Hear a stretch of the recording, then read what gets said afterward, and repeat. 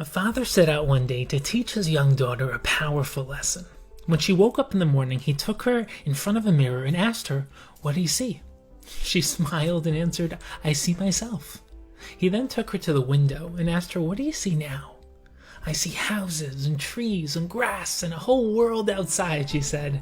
And this time she had a sense of wonder and joy in her voice. And that night, before tucking his daughter into bed, the father again brought her to the mirror and said, "What do you see?"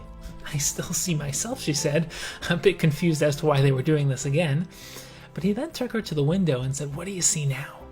"I see me," she answered, suddenly very confused.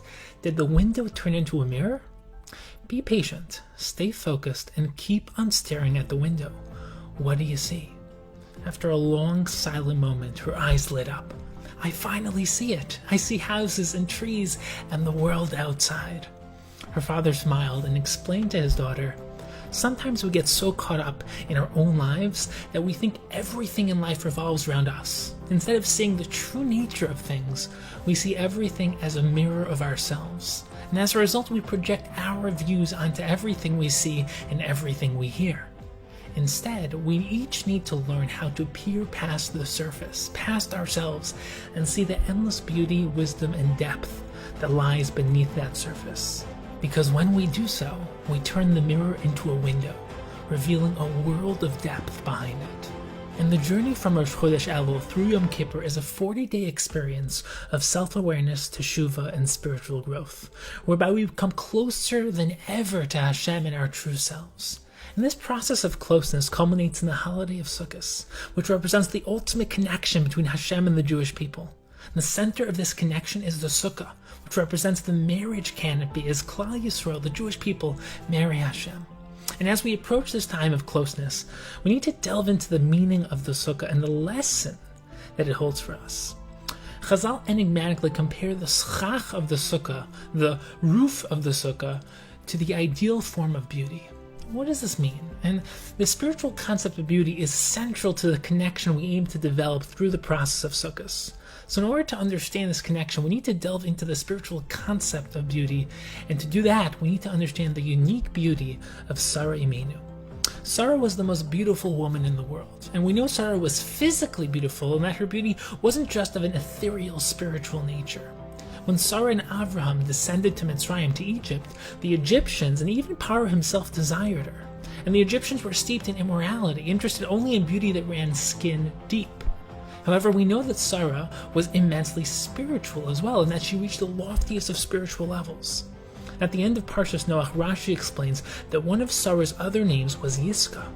And a name always reflects essence, so we need to ponder the meaning of this name and what it reveals about Sarah Imenu. Yiska means transparent, and Sarah's true beauty lay in her transparency. Her inner beauty completely permeated and was loyally reflected through her physical body.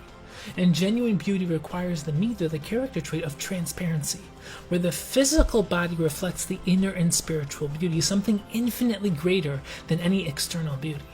And true beauty is oneness, where the physical and spiritual melt into a oneness, where the physical doesn't hide the inner self, but reveals it. And it's therefore fitting that the shoresh, the root of the word yiska, is also the shoresh of the word schach, the roof of the sukkah. Because according to halacha, according to Jewish law, the schach is the most important part of the sukkah, which is why schach is the shoresh of sukkah as well. What's the connection between transparency and the schach? The answer lies in one of the deepest themes of Sukkos. Sukkos is about seeing past the illusion of independent self-security, recognizing that Hashem is our true source of protection. And that's why we leave our sturdy homes and enter into a diras arai, a temporary dwelling place. We show that our faith and trust lie in Hashem, not our safe homes.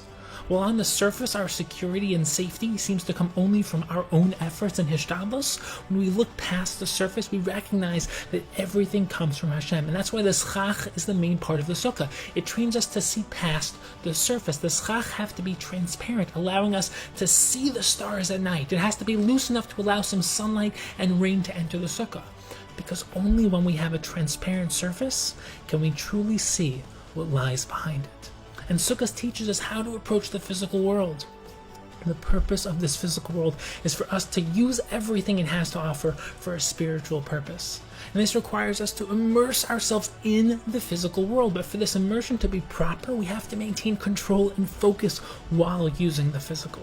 In other words, our root has to be transcendent, grounded firmly in the spiritual, and only then, atop that foundation, can we descend into the physical and use it in a transcendent way. And this is the key behind the process we undertake during the Yom Narayim from Rosh Hashanah to Yom Kippur.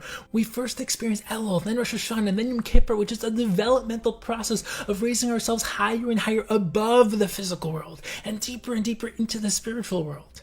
And only then, once we create this transcendent root, can we then re-immerse ourselves into physical living, but this time on an entirely new scale.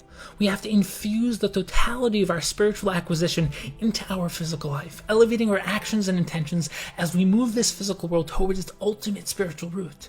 And Sukkos is the ultimate expression of this ideal, as we infuse the entirety of our spiritual gains from Elul, Rosh Hashanah, and Yom Kippur into a physical life of connection with Hashem inside the Sukkah. It is in that simple and mundane hut that we draw the connection between the transcendent spirituality we just experienced and the elevated physical existence we are about to throw ourselves into. And this is how a Jew lives a life of spirituality. And this is the most important and powerful message of life.